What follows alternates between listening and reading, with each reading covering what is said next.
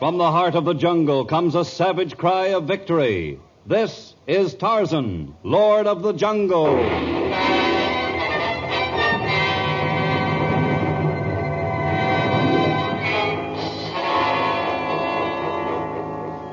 From the black core of dark Africa, land of enchantment, mystery, and violence, comes one of the most colorful figures of all time, transcribed from the immortal pen of Edgar Rice Burroughs. Tarzan, the bronzed white son of the jungle. And now, in the very words of Mr. Burroughs, the story of Jungle Orchids.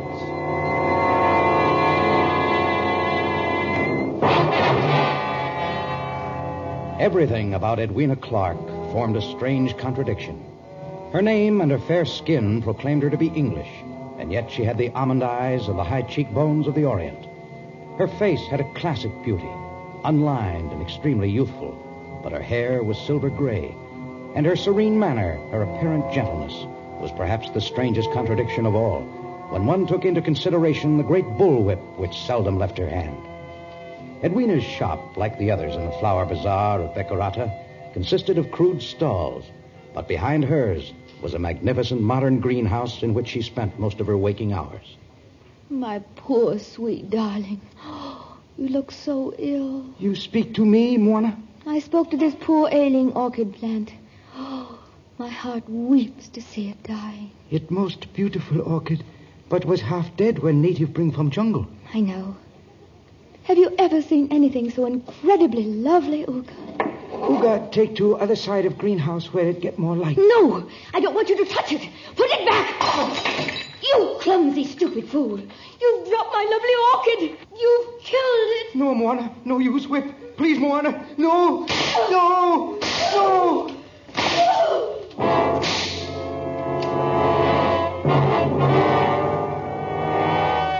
Far from the flower bazaar of Beccarata, Torgo, the small native boy, wandered among the flowers of the jungle. He'd been warned against straying from the village of his people, but it was spring, and the fascination of nature had been too great. He was deep in a wooded glen that overflowed with brightly hued aristea, leucodendron, acacia, and orchids, when the rumble of heavy hooves and the trumpeting of elephants brought sudden terror to his heart. His panther is the elephant. Must run. No, come too fast. Help! Help! I'm coming, Torgo! I'm coming! Help! There. Hold on to me tightly while I grab this vine and swing up into the trees. Yeah. Oh, just in time. Torgo had bow and arrows. She's not afraid. Torgo, you have to learn that with or without your bow and arrows, you must not come into the jungle alone. But Tarzan say elephants his friends. Yes. Yes, it is true. I have made friends among the elephants, but when they are hunting for something, they're blind to everything except that for which they seek. Elephants look for water? No, there's a great deal of water in the mountain country at this time of year. I think they have a craving for salt. They require it for their great bodies. Tundra look for chumvi? That's right. There are several licks near here, though the elephants' trips in past years have greatly reduced the amount of chumvi to be found in this area. When elephants find licks, they be good. That's right. Give a man or a beast what he hunts for, and he'll be good. But as long as a search is on, either one is dangerous. Torgo come into woods, search for flowers. Oh, they are beautiful. Particularly those great orchids over there, the ones with the orange center. Well, Torgo, if you have to hunt for something, I guess flowers are best. Elephants searching for salt almost killed you. Tarmangani searching for gold or oil or uranium have often threatened my life. Hunting for flowers is good, eh, Tarzan? And flowers are used as gifts to those who are sick or to someone whose beauty you admire. One cannot imagine anyone who searches for beautiful flowers having an ugly heart. Tarzan like people who search for flowers. Well, so far, no one has ever brought a safari into the jungle for flowers, but if one should come, they'd win my respect and trust.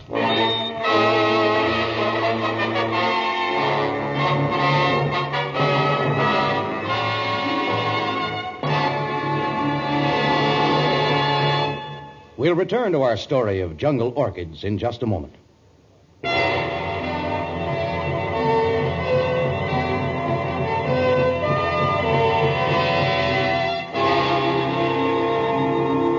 Attached to the greenhouse of Edwina Clark's flower mart was her office. Like its owner, it too was a strange contradiction. The walls were of teak wood inlaid with mother of pearl, but English hunting prints adorned the wall. Somehow, though, the place suited Edwina. Her visitor did not seem so much at home. I just dropped in to tell you, Edwina, that this latest victim of your whip is in very bad shape. He had it coming. He tried to steal a valuable book from my office. Nonsense.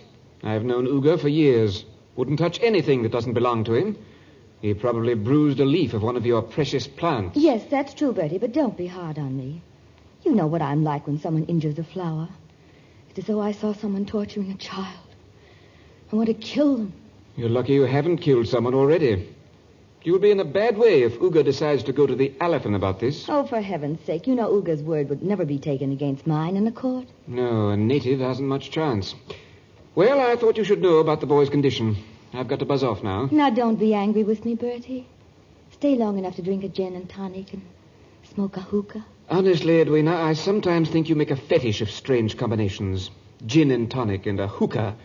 It's like combining caviar and kippers or snails with corned beef and cabbage. Am I any less of a strange combination?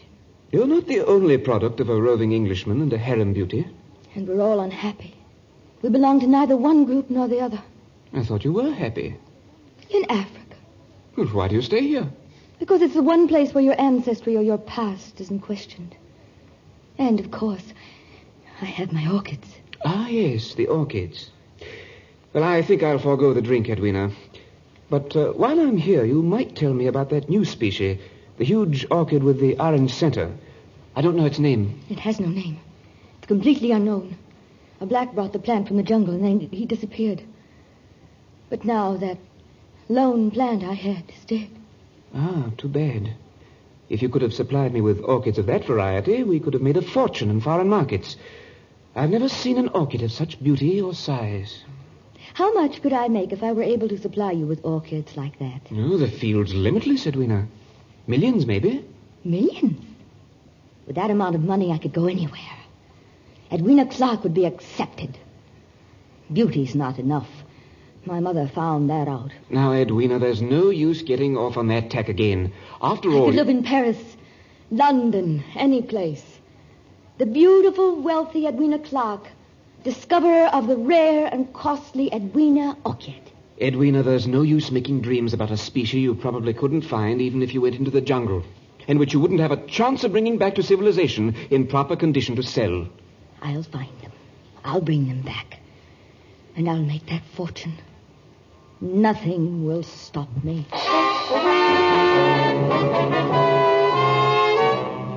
Several weeks later, the strangest safari ever to invade Tarzan's jungle hacked its way through the almost impenetrable forest. Almost a dozen bearers cut a wide path for a huge ox-drawn van. But despite the size and the impressiveness of the house on wheels, the members of the safari were on foot. One glimpse of the gentle-looking Edwina was enough to allay Tarzan's usual suspicions of the Tarmangani. The heat of the jungle had done nothing to disturb her carefully groomed appearance, and she smiled sweetly and caressed each jungle blossom that crossed her path.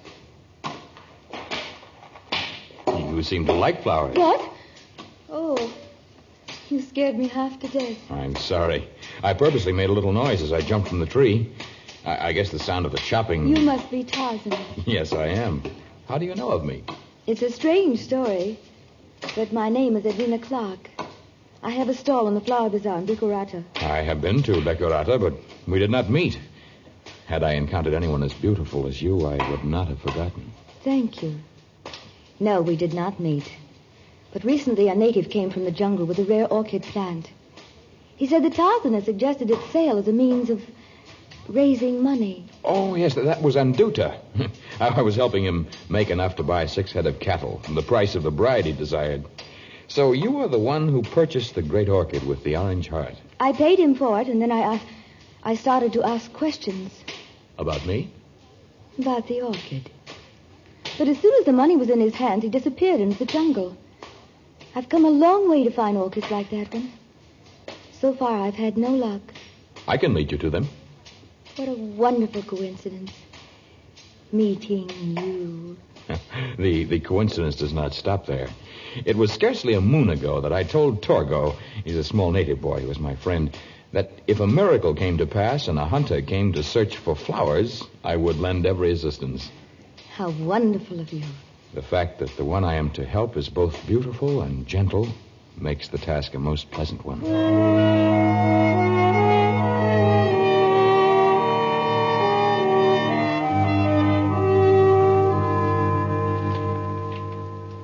Edwina, the longer I remain in your camp, the more unusual I find you. In what way? Oh, in every way. That whip with which you hope to defend yourself against jungle animals.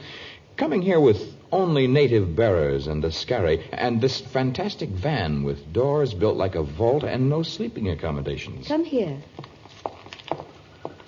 What's that? It's a compressor. It makes ice. The ice goes in these spaces over here. And once the road is cut, I can take Orchids back to Beccarata quickly in this van. That's more important than sleeping accommodation. But that small compressor won't make very much ice. Enough. The outside of the van is heavy metal. The inside is cork, an excellent insulator. And we have a large supply of rock salt to help keep the ice. Oh, that's amazing. I'm afraid, though, Edwina, your men will never be able to get this clumsy van to the valley where the orchids you want grow in large numbers. I have to, Tarzan. I have to get it through. Well, if it's that important, we'll manage. But not with manpower. What then? You'll see. The safari pushed slowly ahead as Tarzan left it to speed in another direction through the upper level of jungle growth. He traveled half that night and far into the next day, and at last he reached the land of an elephant herd he had known when he was a boy, unaware of other humans. Now he climbed to the top of a great rock and gave the cry that was known to every denizen of the jungle.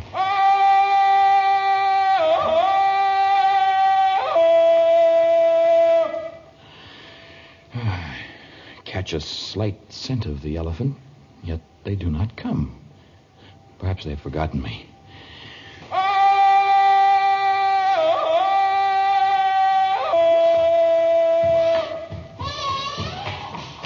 Hunter! Tarzan! You remember Tarzan, don't you, old friend? You still like to have your trunk tickled, don't you? I made no mistake in coming here. Some young bulls passed me on the way to the salt licks, but they had no time for me. Here. Kneel down. I'll whisper something in your ear. That's the boy. Now then, I want you to help me do a favor for a beautiful lady. Well, I'm afraid you don't understand that, but perhaps I can accomplish my mission if I'm on your back. I'll get up on that limb and... Next time you're going to grab me in your trunk and haul me to your back, I wish you'd let me know. Well, maybe you did understand about the beautiful lady. Let's go, Tantor.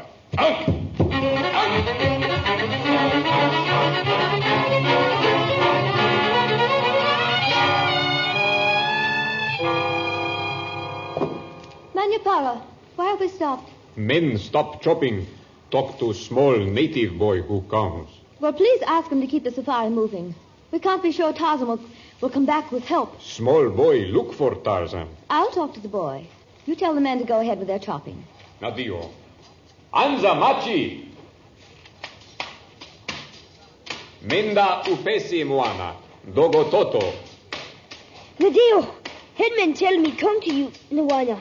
I hear you were looking for Tarzan. Me Torgo, friend of Tarzan. Well, then we should be friends, for he is a friend of mine. You look like a very nice boy. You look very beautiful lady. Ah. What are you doing? Tarzan say give flower to one who beautiful. I get pretty flower here. Now I'll give it to beautiful Moana. You've torn it out by the roots. What you do? You've killed it. You've killed the flower. No, Moana. Not use whip on boy. No. I will not miss you with an axe stroke. No, not her, Torgo. Stupid, destructive child. No. Run, Torgo. Run for life.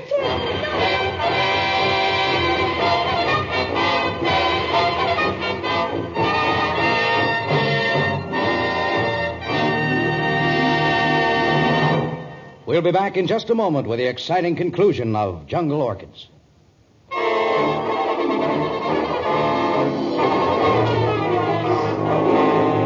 Tarzan, perched high on the back of Tantor the elephant, advanced rapidly toward the Punya country. His eyes searched the district, for his intention was to find the trail of Edwina Clark's safari. Suddenly, Tarzan's sensitive nostrils quivered. The stick he was using as an ankus to guide the elephant bid the great beast stop. And in one quick movement, the Lord of the Jungle slid to the ground. Torgo, what has happened to you? You're bleeding. White Moana beat Torgo with whip. Those are not the marks of a whip. Are marks of thorns. Beautiful lady try hit Torgo. Torgo run away. Not watch in front. Run into thorns. Torgo, I don't know what you've been up to or why you've invented this fantastic story, but you are hurt. I'll take you to Mama Nagama, huh? Torgo not to lie. I've told you not to come into the jungle alone. It's clear that you disobeyed me and that you've made up this story to divert me. But blaming your injuries on the Moana is not very gallant of you. It's truth. Well, I shall take you to your village. And then I shall find out what really happened at the safari of Edwina Clark.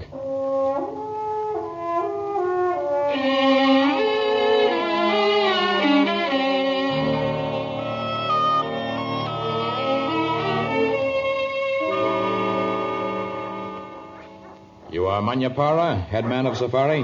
Naviho, Buana. Then you can tell me what happened to the small native boy who just staggered from your camp. No native boy here. Well, he must have been here. No native boy here. You're lying. He spoke of a beautiful white Moana. He did not make that up. Please speak, Buana. Not make poor black man tell. Me talk, feel whip of Moana. You are afraid of a slender, gentle woman, one who has come to the jungle to search for flowers? That's ridiculous. Well, I can get the truth from her. Where is she? In Hema, beside the van that make cold. She say is Conjoint. She's sick? So that's why you've the temerity to tell lies about her. I'll see if there's anything I can do for her. We shall settle this later, Manyapara. 1 o'clock. Edwina, it is Tarzan. May I enter your Hema? Come in. Oh, you are sick. Let me feel your brow. There's no sign of fever. Perhaps it is nothing. Maybe in the morning I'll feel quite well again. Oh, the fever that remains within the body is sometimes the most dangerous. Your life may be at stake. My life is meaningless unless I can find what I came for. The Edwina orchid. Well, I have brought an elephant to help clear the path. I left it at a little distance from here so I would not alarm the porters and bearers, but I do not advise going on. I must, Tarzan. Please help me. You did promise me. Yes, I did, but my promise wavered for a moment when I heard a strange story from Torgo, a small native boy who was in your camp. A darling child.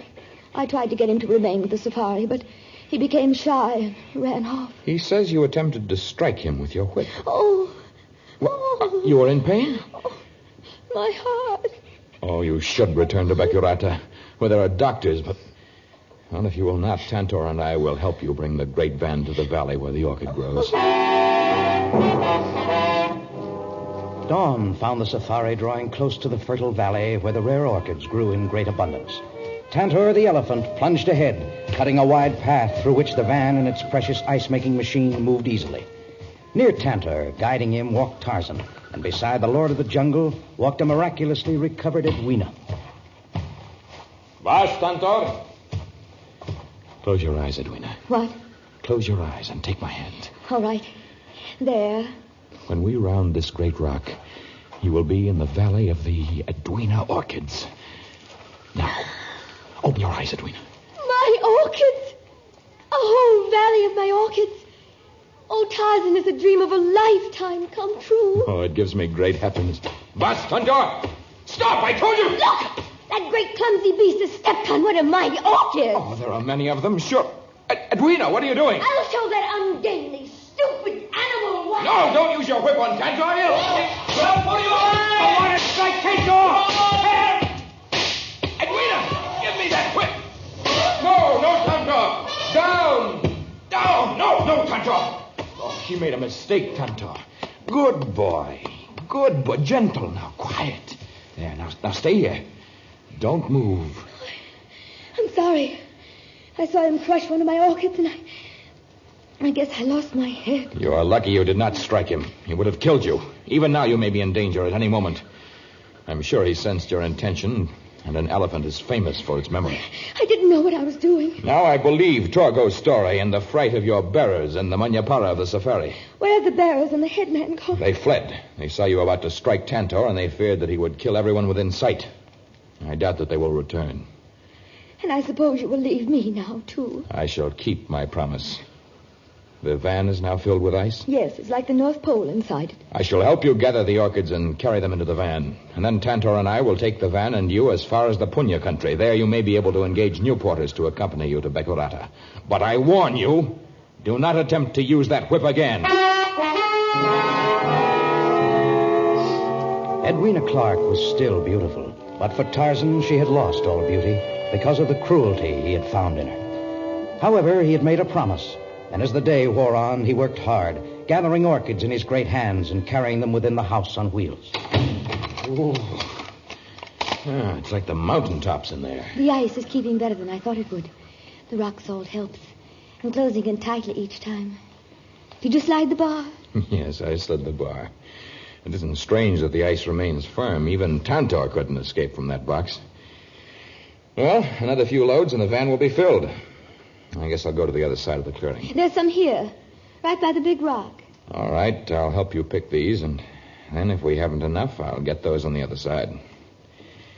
All right, here's one right here. I almost stepped on it. You did step on it. You crushed it beneath your clumsy feet. I didn't step on the flower.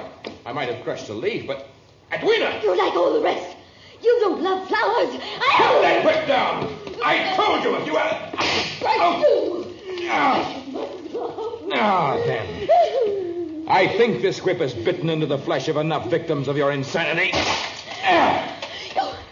You broke my whip. If I had not dug my nails into my hands in order to control myself, I might not have stopped at breaking that whip. I'm sorry. I never mean to hurt anyone, but... I will hear no more false talk about your being sorry. I shall put this orchid, which is perfectly unharmed, within the van, and then we shall leave this valley. It's not full yet. I'm sorely tempted to empty it. He did crush it. He crushed a flower. These beautiful flowers here. How anyone who loves flowers can be as you are, Edwina. Well, you shall not return here. Not as long as I am Lord of the Jungle. Not return here? I thought at first that you were... I shall return, Tarzan. I shall return many times. After you have frozen to death. You won't escape from that van. You won't. You'll freeze to death. You will. You will. Hours passed, and Tarzan gradually lost consciousness. Edwina stood looking at the van, staring at it like one hypnotized. Tantor had wandered off, attracted by the scent of others of his kind. Now he joined the elephants who had been to the almost exhausted salt licks and returned with their craving for salt still unsatisfied. Suddenly they caught the acrid scent of the pure rock salt. Its scent strong even though it was inside a van of metal. They charged on the box, beat against it with their mammoth trunks and great hooves until it broke into 1,000 pieces. The young bulls fell upon the rock salt, but the trunk of an old elephant reached in and grasped an almost frozen body before it could be smashed beneath the mighty hooves.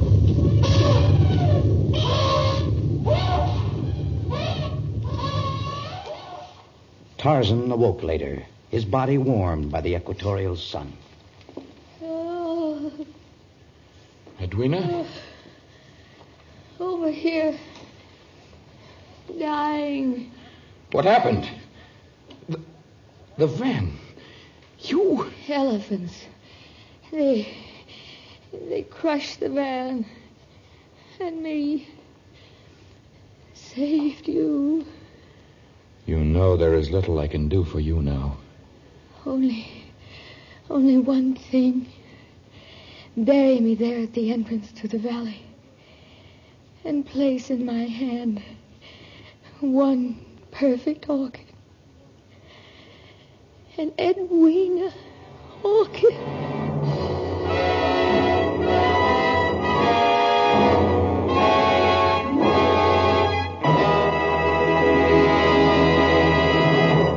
In just a moment, a word about our next story of Tarzan.